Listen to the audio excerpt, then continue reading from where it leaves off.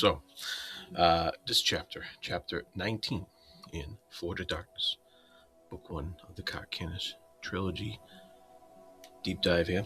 Um, this chapter 19, the penultimate chapter before the last chapter, it begins and ends with the Hust Legion. And the the beginning of the chapter has the sounds of revelry filling the Hust Legion. Short 40-page chapter. And they are being visited by Hun Rao, this guy who you could say is the instigator of all the war that's going on here. It'd be easy to say he's the cause of it all, but as Erikson has, as the narrative, I should say, has pointed out several times, that the cause goes deeper than just one guy. But he's a jerk. We all know that. So the and he's reminded as he's visiting the encampment of the Hust Legion. Toras Radon is their commander. She is their commander, and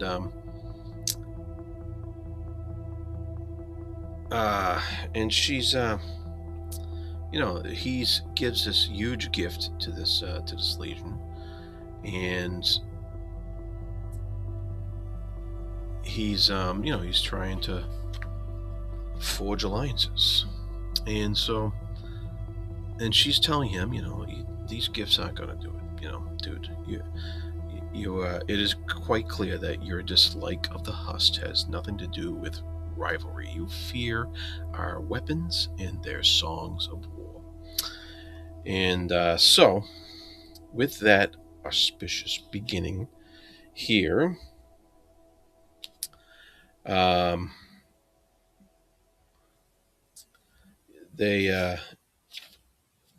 we move on,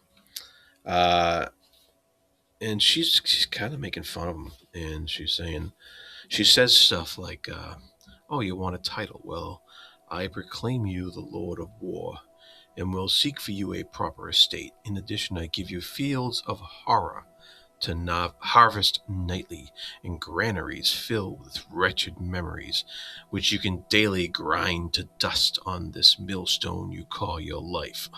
Man, wow. Yeah, and he is he's trying to keep it in check. He's holding back his anger and his temper, and so the he tells himself that all he wanted was peace. Yeah, I don't believe that. Anyways, we move on to Captain Ivis. He is the captain of the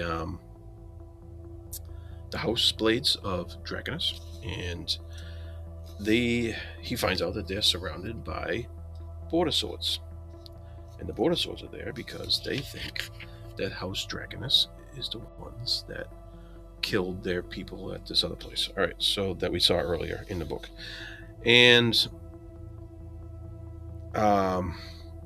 so he's surprised by that.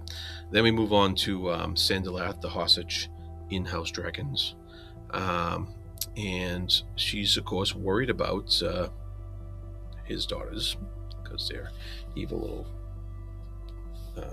things, and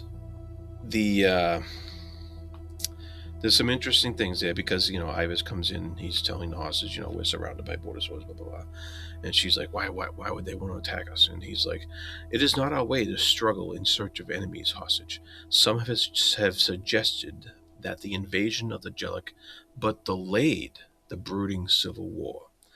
An unpopular opinion, but so often it is the unpopular ones that prove true, while those eagerly embraced are revealed as wishful thinking. We deny for comfort, and often it takes a hand to the throat to shake us awake. And so that is that is him kind of saying, we should listen to these.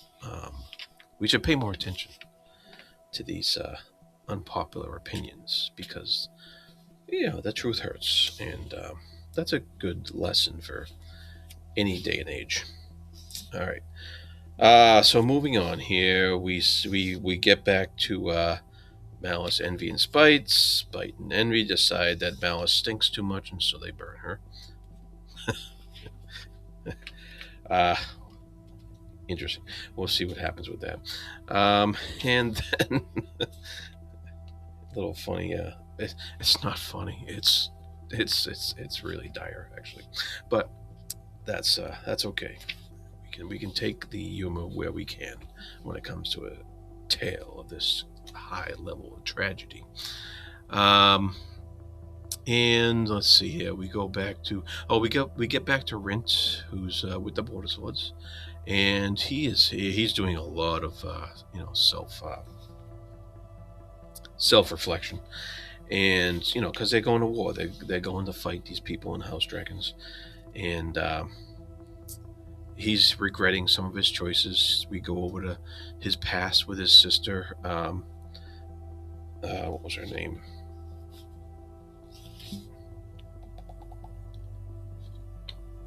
I forget her name. The one who slept with Draconis' son.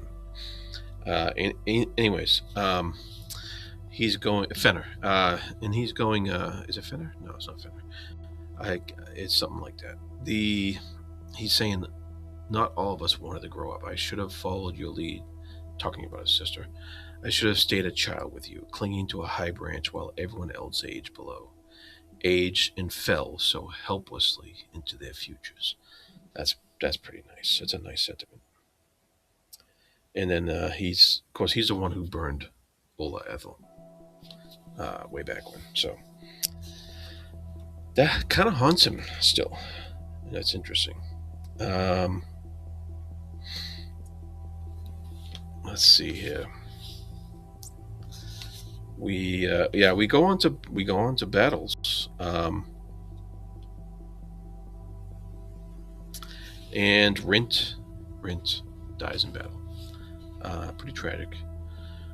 You know, he was a jerk sometimes, but he really was that way because he was so concerned for his sister. He really loved his sister, and it's sad that he dies this way. He dies thinking that it is Ferrin. Ferrin's her name, yeah, and he dies thinking that seeing Ola Ethel as well, burning and stuff like that. So we move back to the the battle's over. There's a bunch of dead and dying. The Border Swords didn't do so well, and the hostage Sandalat says it seems such a waste. And she's talking to the horsemaster there, and he says, Venth. And he says, yes, war is a shout against futility, but its echo never lasts long. And then, let's see here. Captain Ivis finds Captain Lahanis,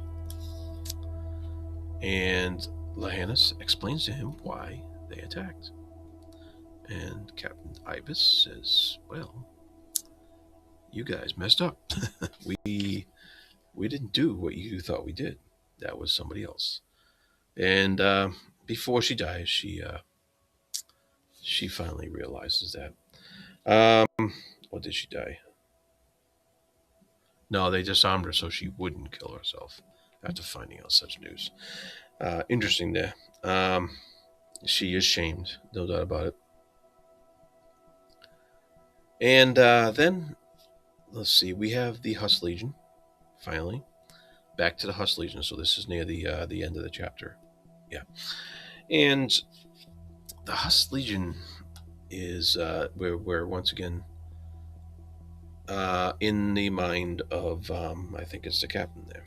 And she's thinking about this. The news of the slaughter, at the almost wedding hung like a pall over everybody.